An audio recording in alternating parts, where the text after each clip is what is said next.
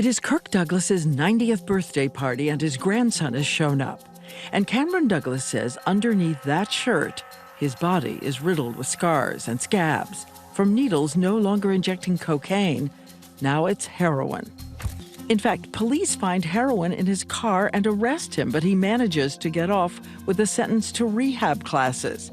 He says he gives the instructor of the class a Sony PlayStation and doesn't bother to show up. How much do you think that your parents and the privilege that you had available to you was just making this possible?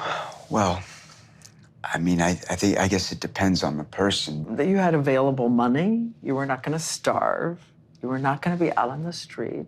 Right. His father says it's so hard for a parent to know exactly the right thing to do. What we did is we established a budget, a functioning budget, but that budget did not include shooting up heroin 6 times or 7 times a day, or a $5,000 a week habit. So it didn't matter if he had enough money to get by. He did not have enough money for his habit. Do you ever think maybe he should have gone to prison earlier? Maybe if, but, I don't know, Diane. So as his dad limits the money, Cameron says he had to do something to get the drugs his body craved. In the past, he's experimented with robbery, putting on a mask, a drug-fueled raid on a liquor store, then a motel where an elderly woman is behind the desk. She only has $20, but he takes it. Probably the lowest point. And now he's going to target drug dealers, and he brings a weapon. How close did you come to killing someone? I don't know.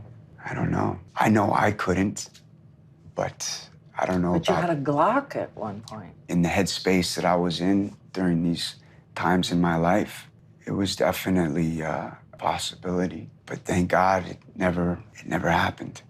And at this time, he is also scrambling to learn a new trade. How you become part of the big boys who make a lot of money trafficking drugs across the country. These are real pictures of what he was doing. Crystal meth in bath salts, hidden in gift baskets. His communications are in code, his equipment encrypted. You had burner phones, you had tracking devices. For about a year and a half, he takes in thousands of dollars and believes in his drug-fueled state. He's just too alert to get caught. It was January 2007. This is former special agent in charge of the New York DEA, James Hunt, who remembers the moment his investigators tell him about Cameron Douglas. Not much surprised me anymore, but to think that, like I said, somebody who's grew up, educated, wealthy lifestyle would get involved in the slimy, world of drug trafficking. Significant. Dealing in like pound quantities. Significant damage because meth is so addictive.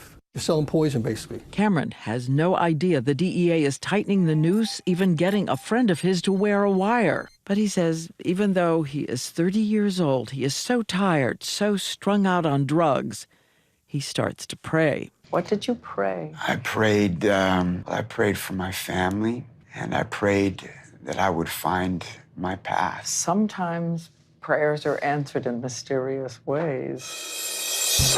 A knock on the door at the Gansevoort Hotel in New York City. I'd asked my girlfriend if it looked like they were agents or detectives, and she said no. And I said, "You sure?" She said, 100%.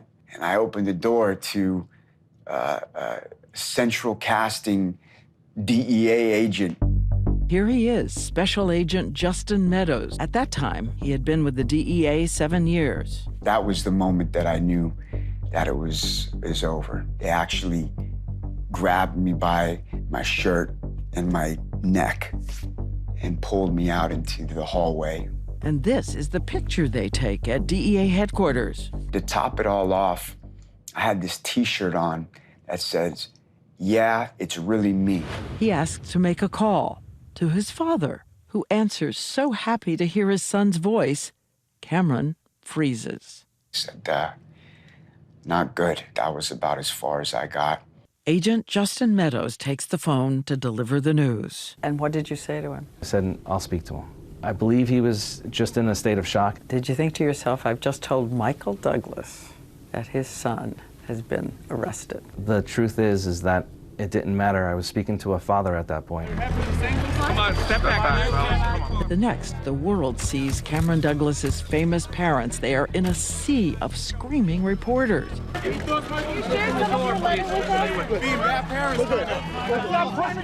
Swarming them, pushing them, almost knocking them down. There's no words that can describe the shame and embarrassment that I felt. He is placed on suicide watch.